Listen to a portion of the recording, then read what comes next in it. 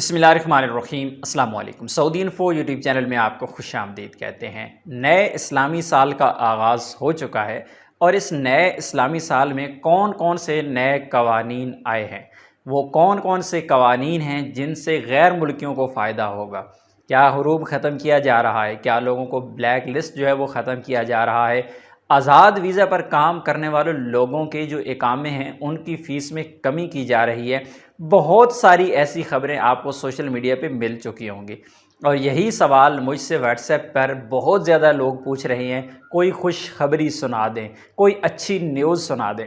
तो इस नए साल के आगाज़ में सऊदी अरेबिया की जानिब से गैर मुल्कियों के लिए कोई एक भी ऐसा ऐलान नहीं किया गया जो कि सोशल मीडिया पे है।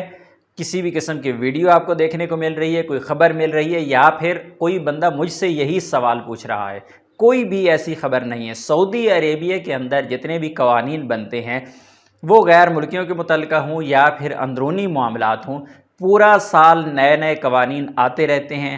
पुराने कवानीन में तरामीम की जाती हैं, लेकिन जो अगर आप ये समझते हैं कि नए साल के आगाज़ से कोई ऐसा कानून आ जाएगा, इस तरह के मौक़ों पे सऊदी अरेबिया के जितने भी बादशाह गुज़र चुके हैं या मौजूदा हैं, ज़्यादातर यही उम्मीद की जाती है कि ऐसे मौक़ों पे जो कैदी हैं उनकी कैद में छूट दे दी जाए, जिनको सज़ाएँ हुई हैं उनकी सज़ाओं में कमी की जाए, जिनको जुर्माने हुए हैं हुकूमत उनके जुर्माने अदा कर दिए जाए। ये ऐसे मौक़े होते हैं। ऐसे मौक़ों पे इस तरह की ख़बर तो हो सकता है आने वाले चंद दिनों में आपको सुनने को या देखने को मिल जाए, लेकिन जो ये सवाल पूछ रहे हैं कि आज़ाद वीज़ा वाले जो हैं उनके अकामों में फ़ीस कमी की जा रही है, सऊदी अरेबिया के कानून के मुताबिक सऊदी अरेबिया की किसी किताब में आज़ाद वीज़ा लिखा ही नहीं गया।